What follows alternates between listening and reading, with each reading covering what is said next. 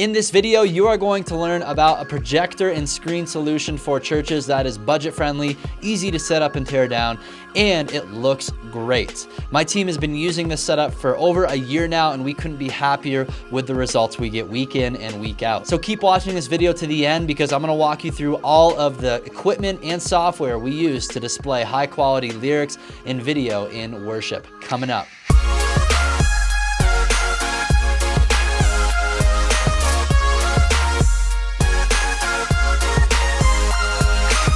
My name is Jake Goslin. I'm the creator of churchfront.com, helping you lead gospel-centered and tech-savvy worship. If you haven't already, subscribe to the channel so you don't miss out on any of our latest content to help you grow yourself and grow your worship ministry. It is so essential to have high-quality video display in worship because that's how the congregation is able to follow along with what's going on in the service and what is being sung. So I keep it a high priority to make sure they can see those lyrics that we are singing as a band, and they can also see sermon slides and any other videos or visual media we play during the service. At our church, we're using a widescreen display that's toward the back of the stage, and for us, it really sets the whole aesthetic and look of the stage. I think many churches are moving in this direction where rather than setting up lots of different set pieces and things like that, they're opting to just have larger displays which allow you to change the whole color, look, and feel of your stage within seconds. In an ideal world, we would have $50,000 to $100,000 to drop on an LED wall. A lot of the larger mega churches are doing this, and those LED walls look incredible. But we are not there yet. We are a small church plant. We need a much more affordable option. When we were designing the look of the stage for our church plant, we knew that we wanted to have a very simple setup. We were going to use 4 trusses that we were going to mount our lighting and our screen on. We would have 2 trusses that were going to be downstage with just lights, and then we're going to have 2 more trusses that are going to be upstage, and that's where we mount our large widescreen. We knew that this type of stage design would allow us to set up and tear down easily at the high school we meet at on Sundays. So in the rest of this video, I want to unpack for you in detail the projector and screen setup we are using for our stage design. I'm going to link all of the equipment and software that I'm going to be mentioning in this video in my worship ministry toolkit. It's a free toolkit that you can access to get some ideas and inspiration for your ministry. So click the link in the description of this video and tell us where to send the toolkit. First, I want to highlight the trusses that we use because these are sort of the foundation of holding up the screens. We found these trusses at bnhphoto.com. They are 11.5 feet tall, all aluminum, so they're nice and lightweight. These vertical trusses stand on the base plates that are 30 inch by 30 inch. They're very thick aluminum, so they're weighted, and they keep those trusses nice and stable. I would even recommend getting some sandbags if you want more stability on those truss plates. Each of the vertical trusses and their base plates combined are $350. So for all of these trusses and base plates, it was $1,400. The projection screen that we use in this setup is probably the most intriguing part of this. You could spend thousands, even tens of thousands of dollars on a high quality portable projector screen. But that wasn't really an option for us. Again, we're a scrappy church plant, so we're willing to spend a few $100s, maybe a few $1,000s. But when we're talking about over $5,000 plus, it's kind of not reasonable for us. Fortunately, from another church planter friend of mine, Josh Shaw at Lighthouse Church, I had heard about this website called Carl's Place. I'll link it below in the description. What's really neat about Carl's Place is they create DIY projection screens. So on the Carl's Place website, we went to the projection screen kits section of the website, and we selected the kit that's a rear projection screen. It's the gray screen, which I think is a little bit better for situations where you might be dealing with some extra light going on in the room. And we selected the 16 foot by 9 foot screen. So here's what happens. You order whatever screen you want to get. That's what we did. We ordered the 16 by 9 rear projection gray screen, and they send to us the screen fabric with all the little grommets around the edge so you can easily mount it with bungees to the frame. Then they also send you the hardware that pieces together the frame, like the corners of the frame as well as the other pieces of the hardware. I don't know what you call them, but they just connect all the 1-inch piping that goes around the screen. And then you also get the bungees that actually connect the screen grommets to the frame itself.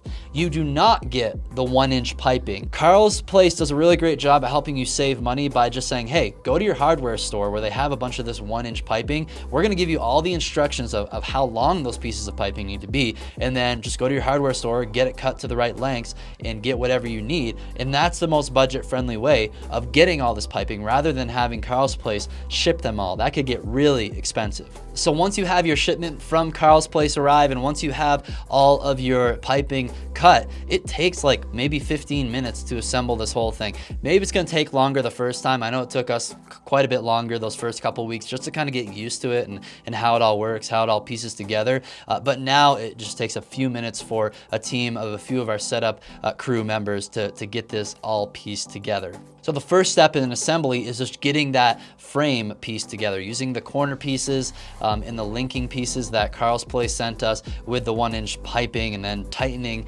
those pieces together with the wing nuts and bolts that we have. The next step is to unfold the projection screen. It stays stored with all of our gear every single Sunday. We take it out, we unfold it, we stretch it out to all the corners, and then we start using those little black bungees to secure the screen to the frame. And finally, we actually custom made some black skirting to go over the frame. So we just have some black fabric, we put some Velcro on it, cut it to the right size, and that just goes around the frame, and it helps it just look sleeker, and so people don't actually see that 1-inch tubing. It's just black. That we did not get from the Carl's Place website. We custom made those skirts ourselves. I'll be sure to put a link to the material that we used for this down in the description. So once the screen is secured to the frame and the skirts are on the frame, it looks good. Now it's ready to mount to those 2 upstage trusses. So we get a few guys on each side of the frame to lift it up. We have a couple guys climb to the top of the trusses so they can then, clamp the screen to the trussing there.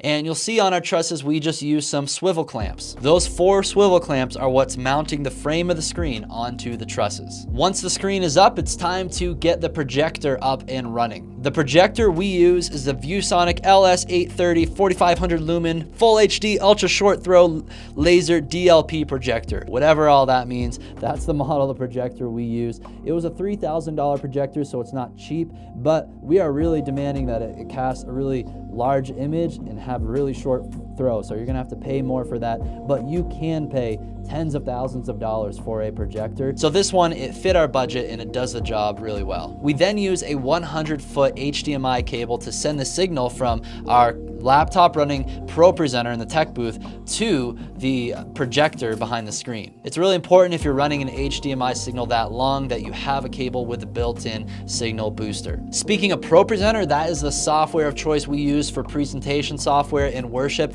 So we are able to display lyrics and videos and sermon slides and any other thing that we want to display visually in worship. We are also able to automate all of our ProPresenter slides during songs, so that makes it so we never have late or missed lyric cues. I use Ableton Live to accomplish that. The computer we're using to run ProPresenter is a 2016 15-inch MacBook Pro. It's got a quad-core processor and 16 gigabytes of RAM. Everything runs really smoothly on this computer. I highly recommend speccing out whatever computer you're gonna have in the tech booth because you want it to run smoothly. And that's it. That is the setup we use to display lyrics and video and anything else visual in our worship gathering. Like I already mentioned, you can find links to everything I mentioned in this video in the Worship Ministry Toolkit. Just click the link below this video and tell us where to send the free toolkit. If you are a worship leader or an aspiring worship leader, I want to invite you to check out worshipleaderschool.com, where we've got a complete course library that covers both the pastoral as well as the very technical aspects of worship ministry.